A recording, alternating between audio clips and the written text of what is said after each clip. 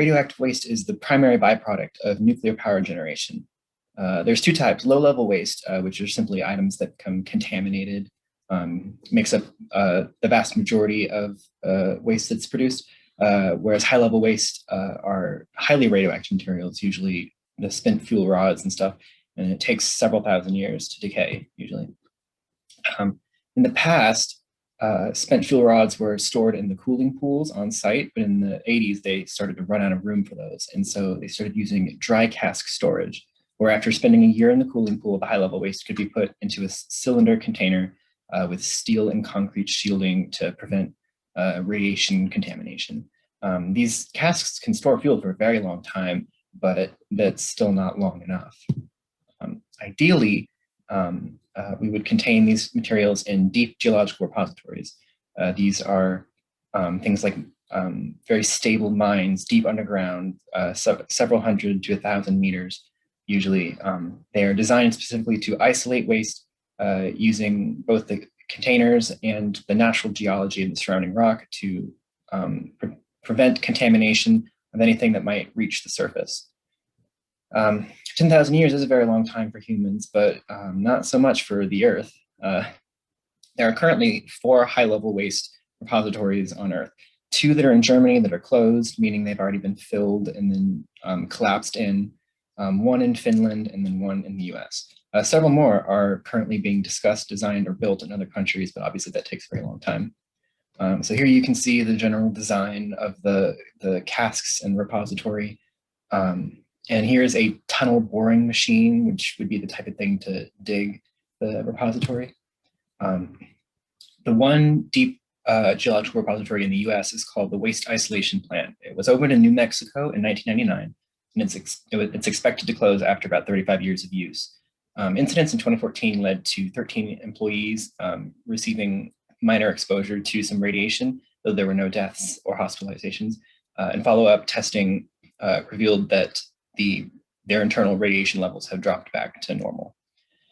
This particular repository is only for waste produced in nuclear weapons testing, so it doesn't receive any waste from power generation. The US currently does not have any deep geological repository for power generation high-level waste. And that's all currently being stored in dry cask storage on site.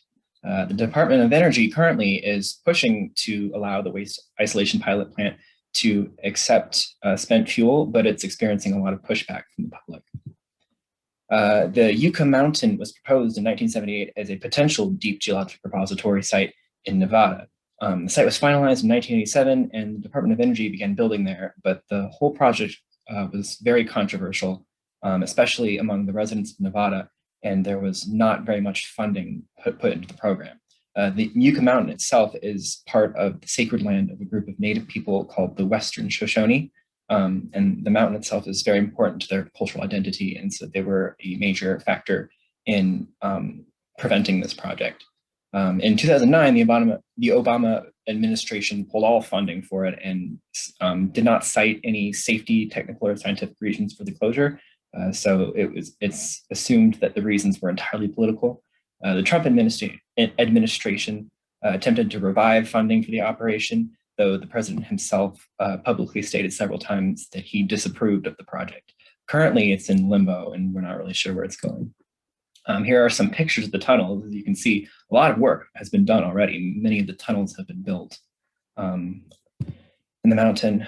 A very important part would be the communicating to people in the future the dangers of the nuclear repository sites. This communication have to occur non-linguistically because every language currently in the world will no longer be spoken by the time the waste reaches safe levels. So 4 levels of communication of increasing complexity were designed. The first level is just rudimentary information, the idea that something man-made is here. Then there's cautionary information, something man-made is here and it is dangerous. Then the basic information, what, why, how, who, when, and then the more complex scientific data, the detailed records of what waste is and all that. Here you can see the pictograms, the proposed images that would accompany the repositories. And another proposition is hostile architecture, that is structures that appear to be very foreboding and communicate that the region is something that is dangerous and should be avoided. You see the field of spikes, the forbidding blocks, and what was called the black hole, a large stone slab that's dyed black so that it will absorb the heat of the sun and then radiate that heat into the surrounding air to make the area as uncomfortable to live in as possible. So we've talked about nuclear waste, but all power generating industries produce waste. A nuclear reactor will produce between 25 and 30 tons of spent fuel every year. With 440 reactors on the planet, that's about 12,000 tons a year. Whereas the coal industry in the US alone burns over 1 billion tons of coal per year, which produces 120 million tons of toxic waste. This includes mercury, arsenic, beryllium, cadmium, chromium, nickel, selenium, and it releases almost 2 billion tons of carbon dioxide into the atmosphere. Often nuclear waste is cited as the most dangerous substance on Earth, but in fact, many byproducts of the coal and oil industries are also dangerously radioactive, though not quite as much as spent fuel. This would be like radon that's found in mines and such. But we tend to only associate radioactive waste with nuclear power. And again, there's a lot of emphasis on how long nuclear byproducts take to decay to safe levels when discussing how to dispose of them, with no real mention of the fact that the toxic waste products, the arsenic, the beryllium, will never decay. They will remain toxic. And along with this, the deep geological repositories, again, well, primarily for nuclear waste, they also store a lot of toxic waste as well that cannot be safely disposed of elsewhere.